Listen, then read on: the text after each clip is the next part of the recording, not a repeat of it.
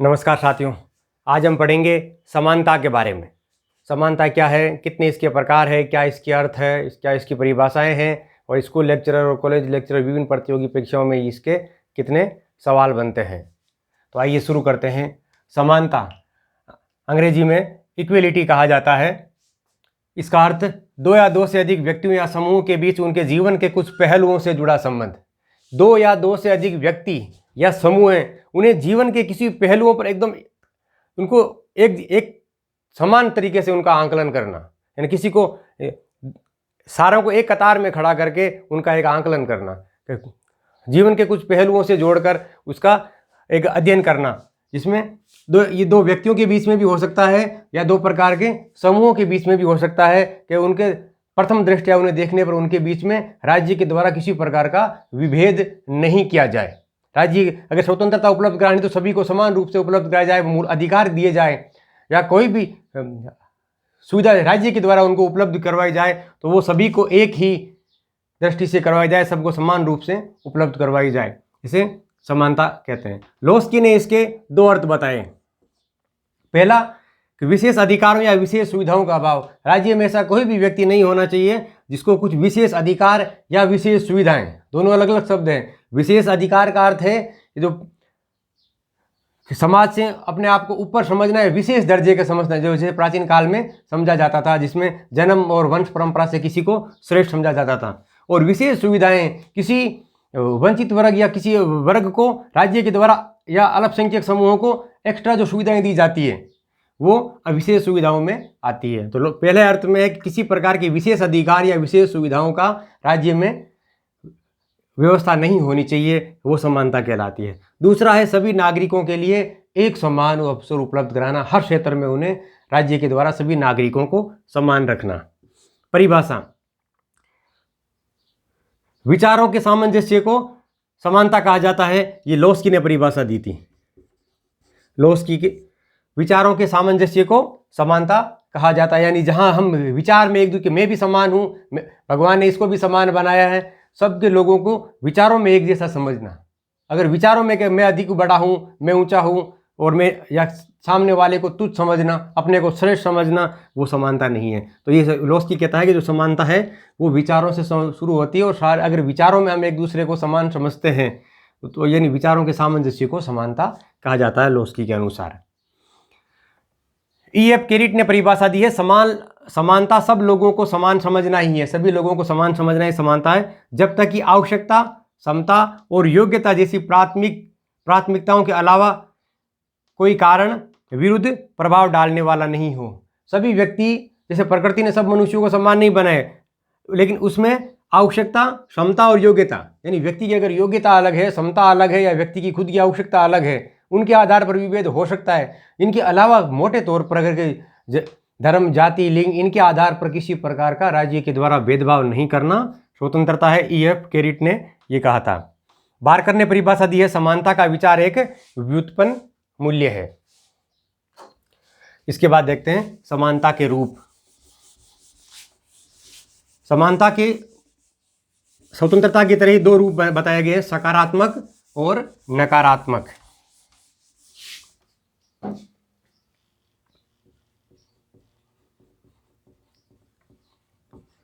समानता के रूप, पहला है नकारात्मक समानता।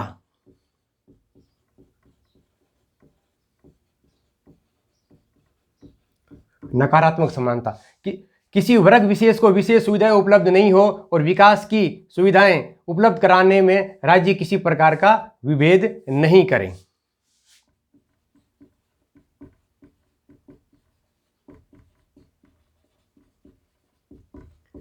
यानी विशेष सुविधाओं का अभाव, राज्य अपनी ओर से किसी भी प्रकार की किसी भी वर्ग को विशेष अधिकार या विशेष सुविधाएं उपलब्ध नहीं कराता हो, वो नकारात्मक समानता कहलाती है, यानी राज्य के स्तर पर किसी प्रकार का विभेद नहीं किया जाता है। दूसरा है सकारात्मक।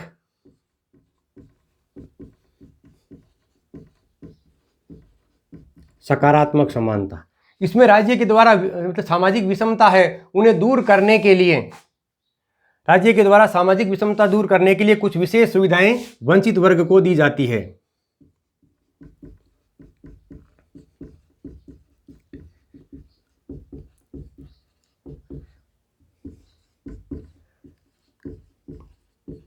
सामाजिक विषमताओं को दूर करने के लिए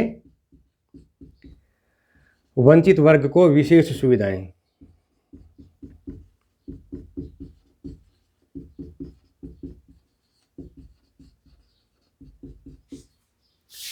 ये समानता का यानी सारे मनुष्य जन्म से समान नहीं है, मतलब वो किसी को या किसी की आर्थिक स्थिति कमजोर है, किसी सामाजिक स्तर पर कमजोर है, उस विषमता को दूर करना राज्य का कार्य है। अगर ये प्रयास नहीं होगा तो अमीर और अधिक अमीर होता चला जाएगा, या किसी के पास विशेष अधिकार है, संसाधनों पर कब्जा है, वो और अधिक आगे बढ़ता चला जाएगा, और जो पिछड़ा है और गरीब है वो समाज में उतना ही पीछे चलता चला जाएगा।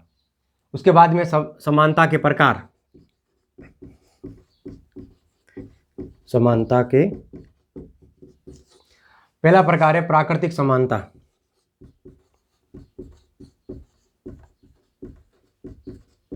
प्रकृति ने सब मनुष्यों को समान बनाया है। प्रकृति ने किसी भी व्यक्ति के बनाते हुए किसी प्रकार का विभेद नहीं किया है, सब मनुष्य समान है।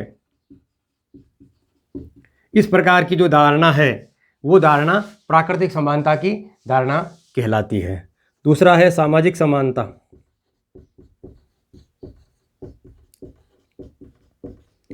समाज में किसी भी वर्ग को विशेष अधिकार उपलब्ध नहीं हो, यानी इसमें आता है विशेषाधिकारों का अंत, विशेषाधिकारों की अनुपस्थिति। समाज में जितने भी लोग हैं वो सभी वर्गों के लोग बिल्कुल समान हैं, उनमें किसी प्रकार के विशेष अधिकार नहीं हो। किसी को जन्म या वर्ग विशेष में जन्म लेने के आधार पर उन्हें विशेष अधिकार नहीं हो। नागरिक समानता। राज्य में जितने भी नागरिक रहते हैं वो राज्य के नागरिक होने के नाते सबको समान अधिकार, वो नागरिक समानता की श्रेणी में आते हैं। चौथा आर्थिक समानता। इसमें अगर किसी व्यक्ति की अगर योग्यता और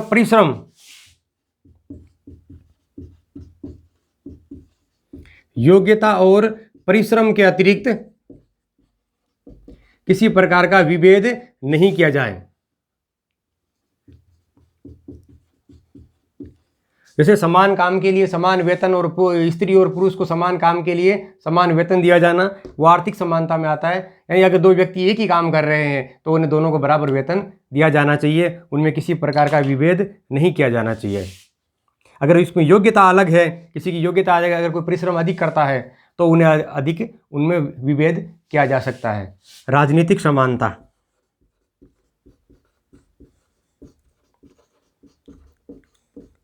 राजनीति में भाग लेने और निर्वाचन प्रक्रिया में भाग लेने का सबको समान अधिकार होना, राज्य की नज़र में सभी समान होना, राजनीतिक रूप से समान अवसर उपलब्ध कराना राजनीतिक समानता कहलाता है। छठा कानूनी समानता। कानून की नज़र में सभी समान होना, यानी कोई भी व्यक्ति अगर किसी ने गुनाह किया है, दो व्यक्तियों ने अगर एक ही गुनाह किया है तो दोनों को एक ही सज़ा मिलनी चाहिए। तो कानून की नज़र में सभी समान होना, सबको समान रूप से अधिकार प्राप्त होना, समान रूप से उनके कर्तव्य होना और समान ही कानून उनके ऊपर लागू होना। कुल 6 प्रकार की समानताओं का उल्लेख मोटे तौर पर इनका विभाजन किया जाता है। उसके बाद में अन्य प्रकार की जो समानताएँ हैं इन 6 के अलावा उनका अध्ययन करेंगे।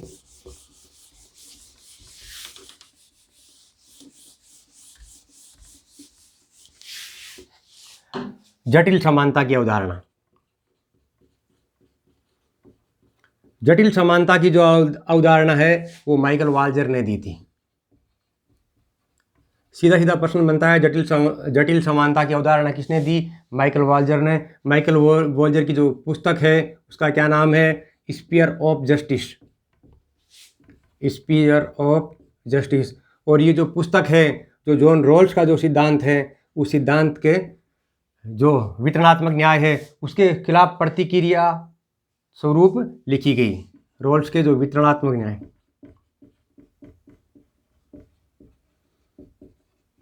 न्याय के विरुद्ध प्रतिक्रिया के, तो यानी ये सवाल ही पूछा जाता है, ये माइकल वाल्जर ने अपनी पुस्तक स्फीयर ऑफ जस्टिस किसके विरुद्ध लिखी या किसके प्रत्युत्तर में लिखी? जॉन रॉल्स के वितरणात्मक न्याय के प्रत्युत्तर में लिखी थी।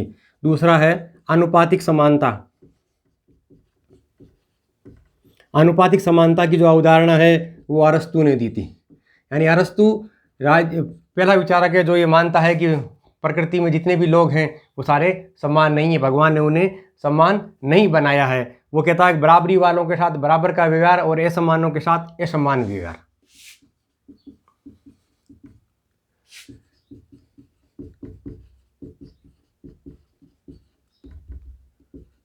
बराबर वालों के साथ समान व्यवहार और असमान के साथ असमान व्यवहार।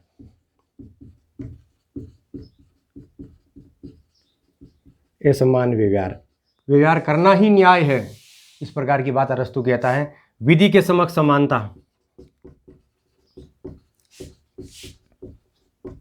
विधि के समक्ष समानता यानी कानून की नज़र में समानता, ये अवधारणा सबसे पहले एबी डायसी ने दी थी। बाद में कई अन्य विचारकों ने इस अवधारणा को फॉलो किया था। उसके बाद में आती है सामर्थ्य की समानता। सामर्थ्य की समानता भारत के नोबेल पुरस्कार विजेता अमर्त्य सेन की अवधारणा है। अमर्त्य सेन ने कि प्रत्येक व्यक्ति को अपनी सामर्थ्य के अनुसार समानता प्रदान करनी चाहिए। उसके बाद में संसाधनों की समानता।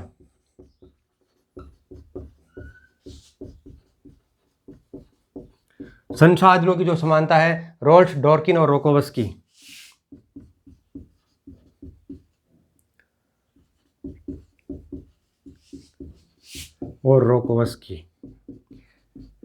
इसके समर्थक विचारक ये तीन है, जॉन रोल्स, डॉर्किन और जॉन रोल्स के जो संसाधन होते हैं राज्य के, उन संसाधनों के ऊपर सभी का समान रूप से अधिकार होना चाहिए।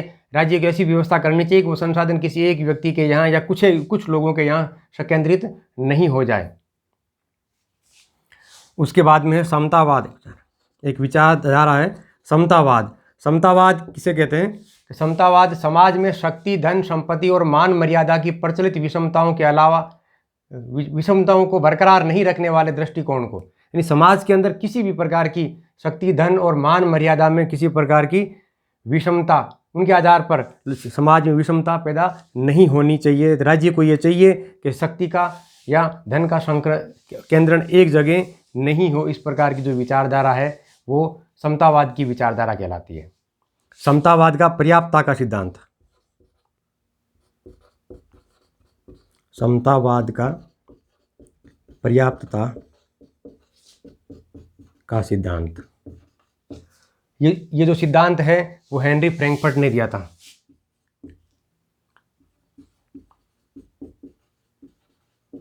हेनरी फ्रैंकफर्ट ने ये सिद्धांत दिया था। उसके बाद में इसोनोमिया। इसोनोमिया एक शब्द है जो ग्रीक भाषा का शब्द है और ग्रीक भाषा में समानता हेतु प्रयुक्त किया गया। ग्रीक भाषा में समानता हेतु प्रयुक्त शब्द है।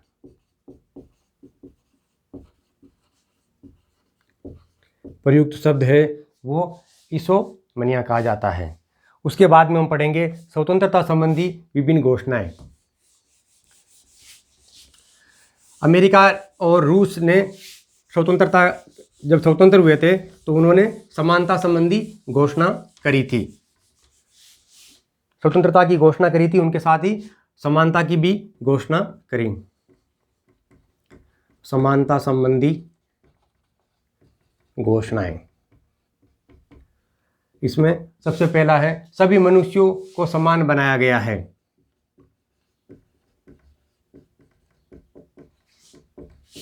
सभी मनुष्यों को समान बनाया गया है। ये अवधारणा अमेरिका की स्वतंत्रता घोषणा में कहा गया है। ये वाक्य देकर परीक्षा में पूछ लेते हैं, सभी मनुष्यों को समान बनाया गया। ये अवधारणा निम्न में से कि स्वतंत्रता घोषणा से संबंधित है।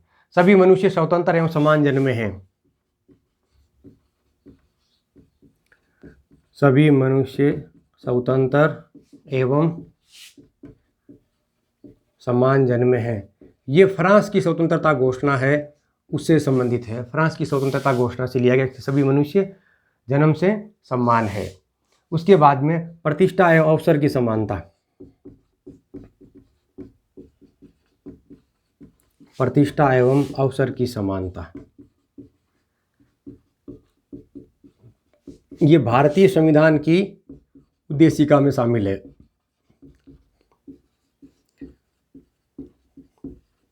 उद्देशिका कह सकते हो या प्रस्तावना कह सकते हो। सवाल बनता है परीक्षा में कि भारतीय संविधान की प्रस्तावना में निम्नलिखित में से कौन सी समानता का उल्लेख किया गया है? प्रतिष्ठा एवं अवसर की समानता। भारतीय संविधान में कौन कौन सी समानता का उल्लेख किया गया है? तो प्रतिष्ठा और अवसर की समानता। उसके बाद में आते हैं कि समानता से संबंधित विभिन्न विचारकों के क्या विचार रहे हैं समानता के संदर्भ में। सबसे पहले पढ़ते हैं लोक।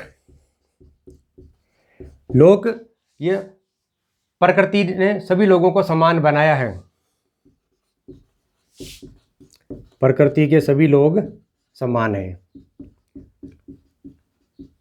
लेकिन यहाँ इसके साथ ही ये ध्यान रखना कि लोक ने जो तीन प्राकृतिक सिद्धांत, तीन प्राकृतिक मूल जो अधिकार बताए हैं, उन अधिकारों में समानता को शामिल नहीं किया। ये ध्यान रखना, क्योंकि उसमें जीवन का अधिकार, स्वतंत्रता का अधिकार और संपत्ति का अधिकार, इसमें समानता शामिल नहीं है। तीनों मूल अधिकारों में, लोक के तीनों मूल अधिकारों में समानता शामिल नहीं है। उसके बाद में रूसो है, वो आर्थिक स्वतंत्रता का पक्षधर है। आर्थिक स्वतंत्रता का पक्षधर रूसो। इसकी जो पुस्तक है discourses on equality, discourse on inequality, जिसको सेकंड डिस्कोर्स भी कहा जाता है। सेकंड डिस्कोर्स भी कहा जाता है। थॉमसन, समानता को न्याय की अंतिम अभिव्यक्ति कहा थॉमसन ने।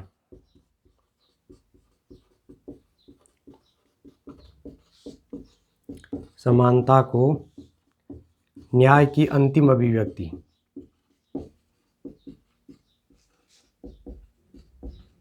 अंतिम अभिव्यक्ति कहा थॉमसन ने। उसके बाद में HR टोनी, इसने पुस्तक लिखी थी इक्वेलिटी। याद रखना, बहुत ही महत्वपूर्ण पुस्तक है, समानता से संबंधित। समानता के अंग्रेजी वर्ड में ही है, आसानी से याद रह जाएगी। HR टोनी ने जो पुस्तक लिखी थी वो इक्वेलिटी। अवसर की समानता को मेंढक दर्शन की संज्ञा दी।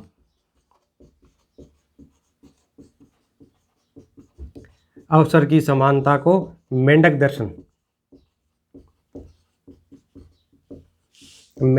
की संज्ञा दी। मेंढक दर्शन का अर्थ है कि अब सभी लोगों का अवसर की समानता। तो मेंढक दर्शन का मतलब आप एक मेंढक को पकड़ो, बिठाओगे तो दूसरा उछल जाएगा, दूसरे को बिठाओगे तो तीसरा उछल जाएगा।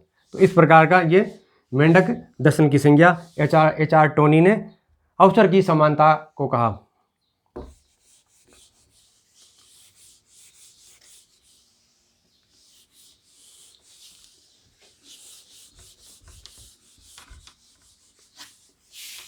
उसके बाद हैं कार्ल मार्क्स एक मार्क्सवादी विचारक। इनके समानता के संबंध में क्या विचार थे? समानता का आदर्श वर्गविहीन समाज में ही संभव है। समानता का आदर्श वर्गविहीन समाज में ही संभव है।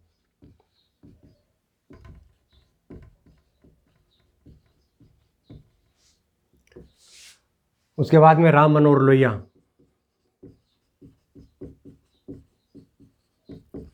लोहिया भारतीय समाजवादी विचारक। इन्होंने 5 प्रकार की असमानताओं का उल्लेख किया। 5 प्रकार की, यानी भारतीय समाज में 5 प्रकार की असमानता है, उनका उल्लेख किया था। और उन असमानताओं को दूर करने के लिए उन्होंने 5 क्रांतियों का नारा दिया था। 5 क्रांतियों का नारा दिया था कि 5 क्रांतियां करनी चाहिए। और बाद में उन्होंने 2 और जोड़े और फिर उन्हें सप्त क्रांति कहा कि हमें समाज में समानता स्थापित करने के लिए सप्त क्रांति करनी पड़ेगी। यानी 5 क्रांतियों के बारे में पूछे तो भी राम मनोहर लोहिया, 7 क्रांतियों के बारे में भी पूछे तो भी लोहिया। जिसे इन 7 क्रांतियों को उन्होंने संपूर्ण क्रांति या समग्र क्रांति कहा। संपूर्ण क्रांति या समग्र क्रांति। तो संपूर्ण क्रांति में जयप्रकाश नारायण का भी नाम आता है। 1977 में जो संपूर्ण क्रांति की थी भारत में लोकतंत्र की पुनः स्थापना के लिए इंदिरा सरकार के विरुद्ध। तो संपूर्ण क्रांति में जेपी का नाम भी आता है। ऑप्शन देकर संपूर्ण क्रांति की बात कौन करता है? ऑप्शन में राम मनोहर लोहिया है तो भी सही है, ऑप्शन में अगर जयप्रकाश नारायण है तो भी सही है। तो इन्होंने इस सप्त क्रांति को संपूर्ण क्रांति कहा था, इन 7 क्रांतियों को। उसके बाद में आता है टर्म्स एक है सकारात्मक कार्रवाई किसे कहते हैं? सकारात्मक कार्य, सकारात्मक कार्यवाही है समाज में जो असमानता है उन असमानताओं को दूर करने के लिए वंचित और पिछड़े वर्गों को या अल्पसंख्यकों को या जो मुख्य धारा से कटे हुए लोग हैं उन्हें कुछ विशेष सुविधाएं देना सकारात्मक कार्यवाही कहलाते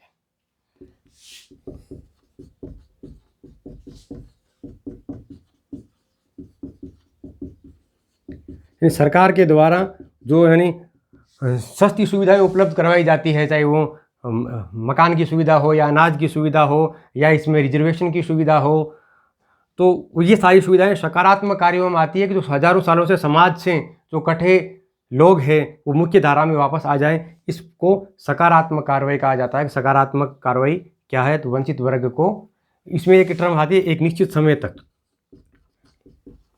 एक निश्चित समय तक, यानी जब एक निश्चित समय तक वो सुविधाएं दी जाती है। ये नहीं है कि अगर वो इस गरीबी रेखा से अगर ऊपर आ गए उसके बाद में भी उन्हें सुविधाएं दी जाती रही, वो नहीं है। तो इसमें एक निश्चित समय का, हालांकि इन समय इस सरकारें इस टर्म को तोड़ती रहती है, एक निश्चित समय तक उस चीज़ को नहीं मानती है।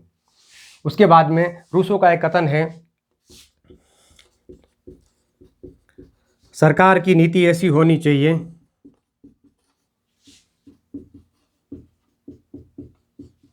सरकार की नीति ऐसी होनी चाहिए न तो अमीरों की संख्या बढ़नी चाहिए,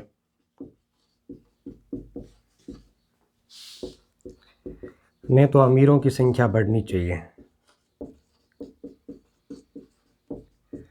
ना ही भिखमंगों की।